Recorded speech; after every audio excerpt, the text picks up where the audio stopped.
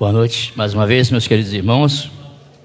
Estamos felizes de estarmos mais uma vez na casa do Senhor. Tem uma família bonita aqui, visitando, né? Espero que venha outras vezes. Se gostou, pode ficar, como diz nosso slogan no telão, né, irmã Jocilane? O Regis, a Vera, né? E o Jonas. Vocês estão nos visitando, Deus abençoe sua vida. O futuro esposo da Shakira, né? Que Deus abençoe cada um de vocês. Irmãos, nós vamos ler no livro do profeta Daniel, no capítulo 2, a partir do versículo 17. Nós vamos falar, sabe qual é o tamanho do seu Deus? Um ponto de interrogação. E também, qual o tamanho do nosso Deus? Aqueles que puderem, tudo bem, que não puder, esteja à vontade, tá? Não se levanta não. Daniel capítulo 2, a partir do versículo 17. Diz assim a palavra de Deus. Então Daniel foi para casa e fez saber o caso a Ananias, Misael e Azarias, seus companheiros, para que pedisse misericórdia a Deus do céu sobre este mistério, a fim de que Daniel e seus companheiros não perecessem com o resto dos sábios da Babilônia. Então foi revelado o mistério a Daniel numa visão de noite, e Daniel bendisse o Deus do céu. E disse Daniel: seja bendito o nome de Deus, de eternidade a eternidade, porque dele é a sabedoria e o poder. E ele quem muda o tempo, as estações, remove reis, estabelece reis. Ele dá sabedoria aos sábios e entendimento aos inteligentes. E ele revela o profundo e o escondido. O conhecer o que está em trevas, conhece o que está em trevas, e com ele mora a luz. A ti, ó Deus de meus pais, eu te rendo graças e te louvo, porque me deste sabedoria e poder, e agora me fizeste saber o que te pedimos, porque nos fizeste saber este caso do rei. Amém? Podem sentar, queridos. Qual o tamanho do seu Deus, o tamanho do meu Deus? Deus é apenas um título, sabe, irmãos?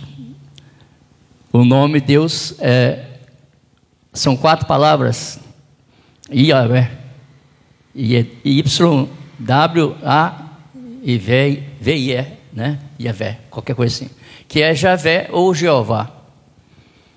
Deus é apenas um título, assim como Jesus também é um nome comum. Há pelo menos 3 Jesus lá no Novo Testamento. Mas, irmãos, eu fico imaginando esses jovens que estavam aqui, tinha aí na média mais ou menos 17 anos, rapazes novos ainda. E o que me chama a atenção é o compromisso desses jovens com Deus. E quando eu vejo aqui, irmãos, irmã Jocilane, se a irmã Elisel estivesse aqui, essas crianças que vêm aqui, o Guinho, né?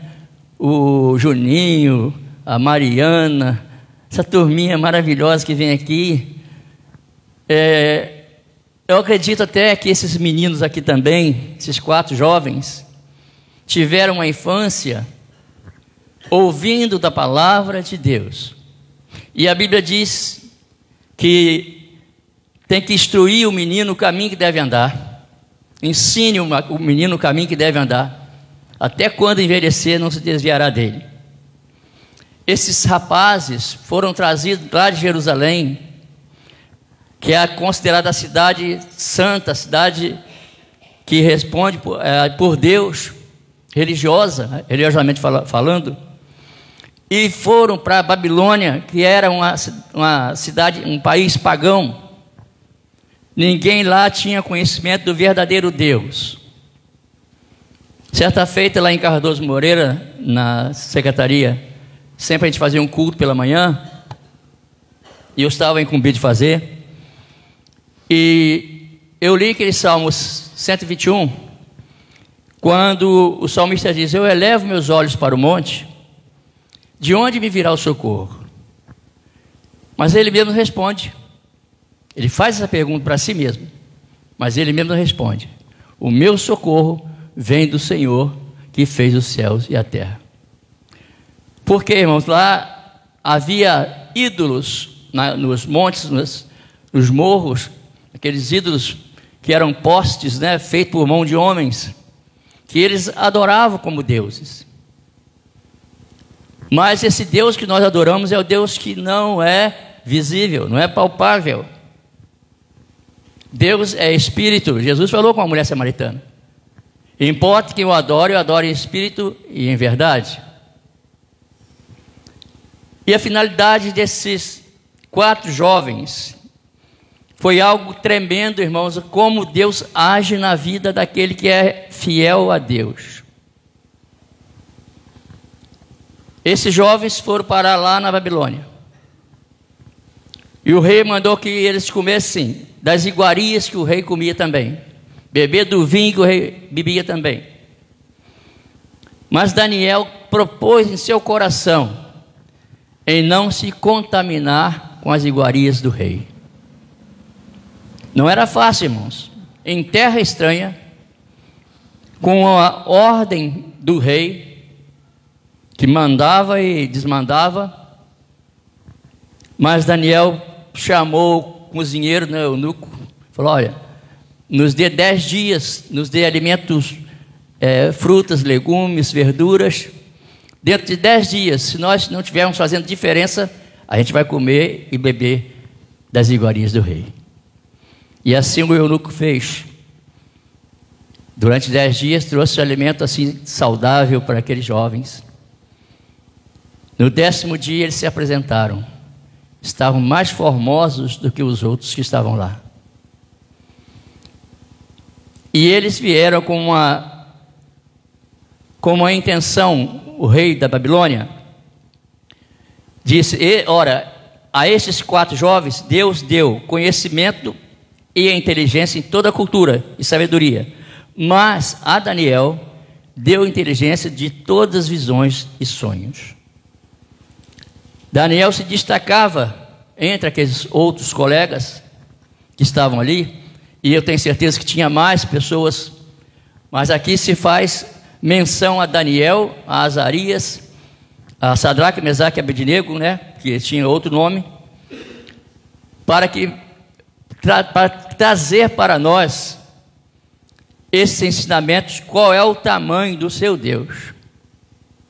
Interessante que o rei mandou construir um ídolo no meio da praça, e mandou que todos que passassem ali, tinha uma ordem, e a ordem do rei tinha que ser cumprida. Todos que passassem ali tinham que dobrar seus joelhos e adorar aquele Deus. E eles começaram a fazer tocaia, né, na casa de Daniel. E Daniel, todos os dias, como de costume, está escrito aqui, 3 vezes ao dia ele orava para a banda de Jerusalém, da cidade de onde ele tinha vindo. E aqueles homens querendo tirar a autoridade de Daniel, foi lá no rei e falaram: ó, Daniel não está servindo a estátua do rei, que o rei colocou no meio da praça, está adorando a outro Deus. Mas havia uma ordem para jogar na cova dos leões. E assim foi feito, irmãos. Só que eles não contavam com o poder de Deus. Deus fechou a boca do leão. Interessante que eles tiveram colocado durante 3 dias sem dar alimento, o leão vai ficar com bastante fome, né? Mas Deus fechou a boca do leão. Irmãos, que lição isso pode trazer para nós, na nossa vida cotidiana? Nós enfrentamos, como diz um ditado, nós enfrentamos um leão por dia, né? Matamos um leão por dia. Se nós formos fazer uma enquete aqui com os irmãos, para todos que estão aqui, perguntar se vocês não passaram por algum problema algum dia, algum momento de tristeza, algum momento de talvez até desânimo. Todos vão ter o seu pedacinho para contar. Mas há uma coisa, irmãos, nós temos que ter convicção, ter a certeza que nós temos um Deus que está olhando por nós. Deus é onisciente, onipotente e onipresente. As qualidades de Deus. Tem muito mais. Misericordioso, Deus é benigno, Deus é amor. Mas não vamos ficar só nessa que Deus é amor também. Deus também é justiça. Esses jovens adoravam verdadeiramente um Deus real, um Deus que podia fazer coisas que o homem transcende a compreensão do homem. Quando Moisés estava à beira do Mar Vermelho, atrás vinha o exército de Faraó, quando estava saindo lá do Egito, do lado montanhas e desertos, e à frente o mar.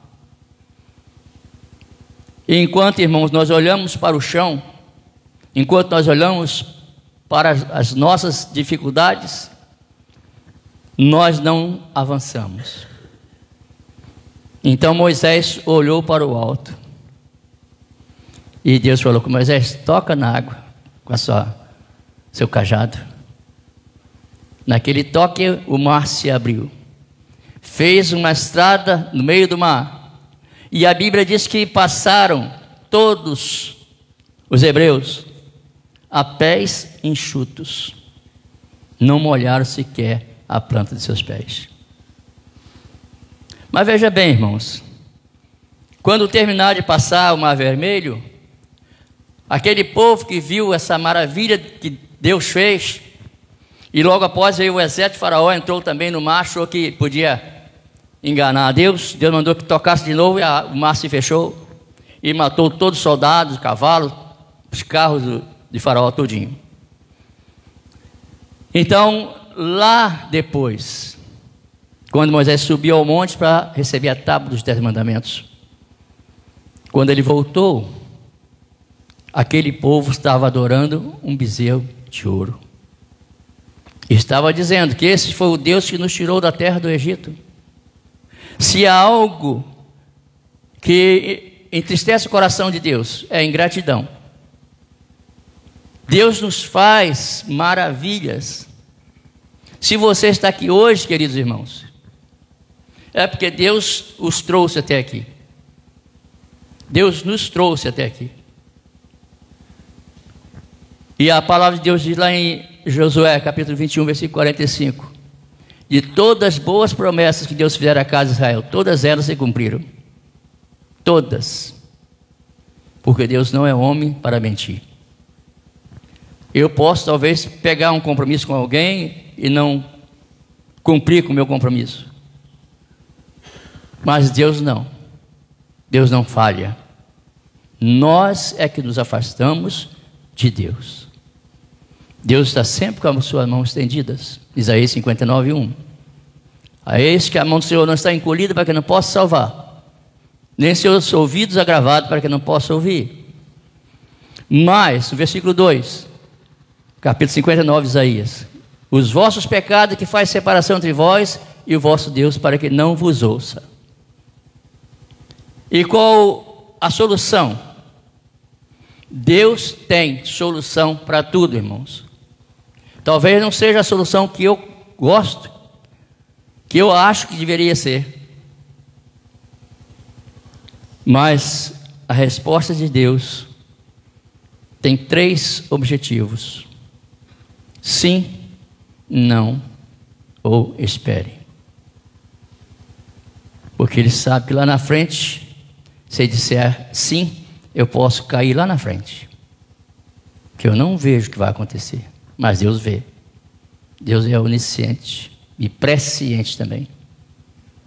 Ele tem a condição de saber o que vai acontecer, tanto é que Ele preparou desde o Gênesis a vinda do Messias, do Cristo Salvador, aquele que viria para derramar o seu sangue na cruz do Calvário, para que nós pudéssemos ter vida e vida em abundância.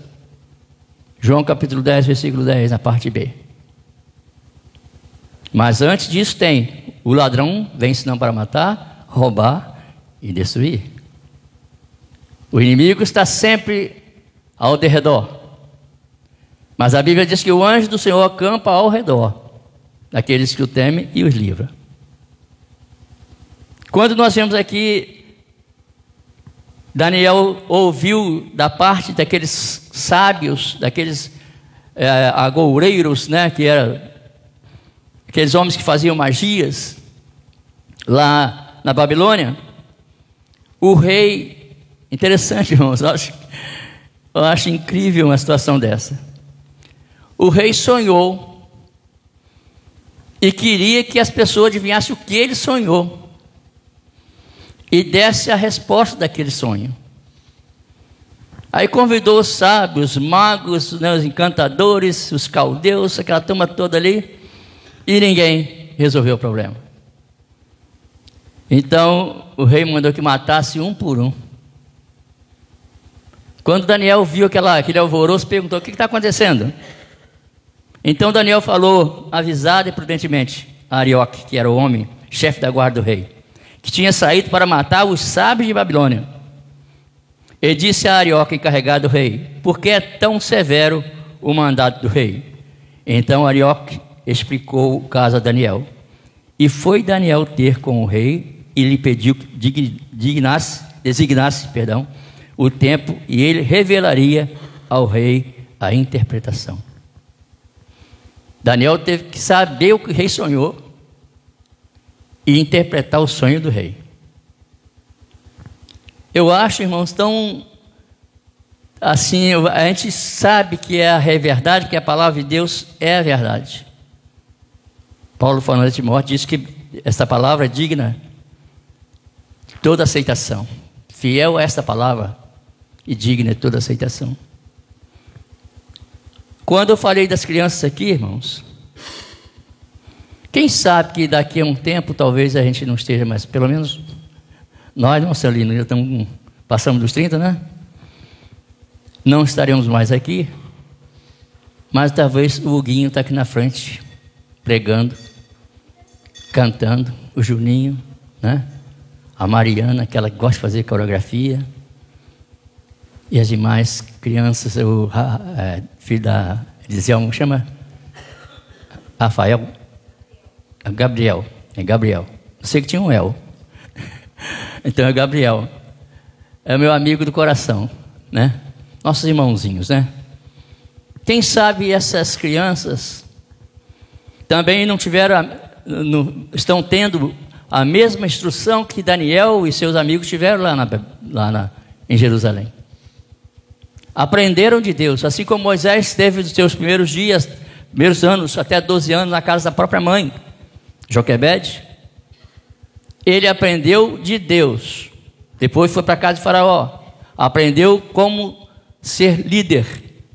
Tanto é que foi ele que liderou a saída do povo de Israel do Egito. Então Daniel foi para casa e fez saber o caso a Ananias, Misael e Azarias, seus companheiros, para que pedisse misericórdia a Deus do céu sobre esse mistério. Irmãos, em todos os momentos, homens de Deus tiveram situações difíceis na sua frente. Eles não tiveram, por vanglória, resolver o problema por si só, por si próprio. A primeira coisa que se faz: orar a Deus, buscar em Deus a direção. Nunca pare de orar, né, irmã? Nunca pare de orar. A minha sogra já faleceu, está nos braços do Senhor, 94 anos. Orou 25 anos para o meu sogro. Meu sogro hoje está com 93. E é membro da primeira igreja batista em Italva. O Regis, né, Regis? Quantas vezes nós oramos ali naquele botequim, né, Regis? E mão dada lá, né? Dentro do botequim. E a gente orando. Tá, Vera, né, participando conosco aí. É a mão de Deus, irmãos. É Deus agindo no coração do homem. Mas eu estava conversando com uma certa pessoa ontem e disse que não adianta nada alguém pedir oração para que possa resolver o problema dele se ele não tiver o interesse maior, é da pessoa que pede. Eu posso orar, mas se a pessoa não tomar uma decisão, não fazer a sua parte, não vai acontecer nada. E nós temos a convicção, queridos, Hebreus capítulo 9, versículo 27, ao homem está ordenado morrer uma só vez, vindo depois disso o juízo. A nossa solução está aqui hoje. Se hoje ouvires a minha voz, não endureçais os vossos corações. Está escrito na carta lá nos Salmos. E está escrito na carta aos Hebreus também. Esses rapazes estavam lá em terra estranha, fazendo diferença. Ser crente, fazer diferente, tem que ser diferente. Se eu entro aqui na igreja com a Bíblia na mão, alguém vai dizer, não, aquele moço é crente.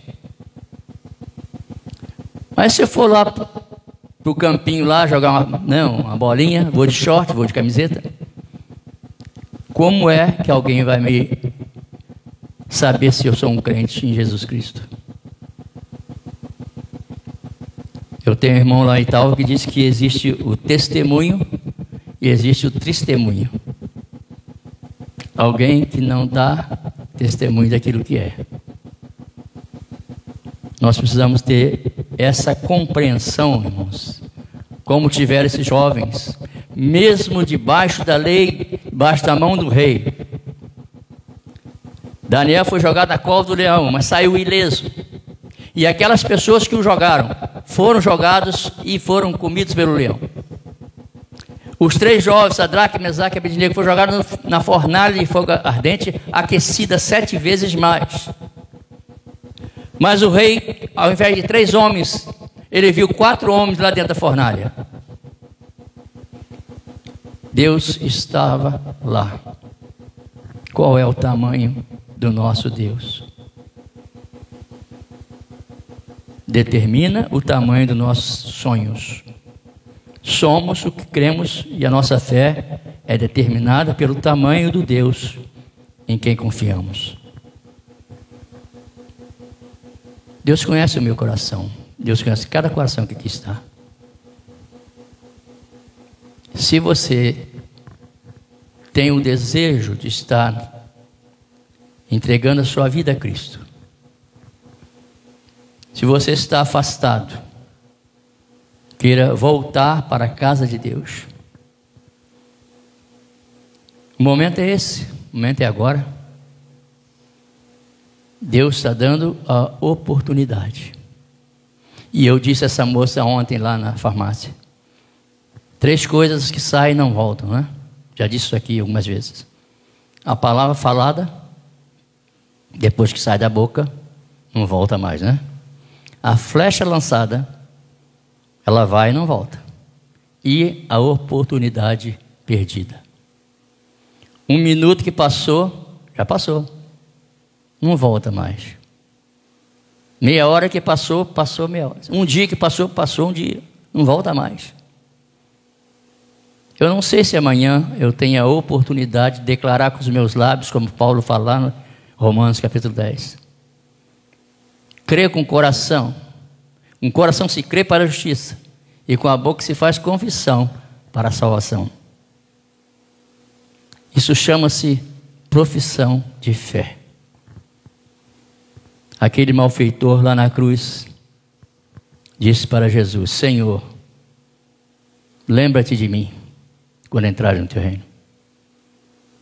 E Jesus disse: em verdade vos digo que hoje mesmo estarás comigo no paraíso.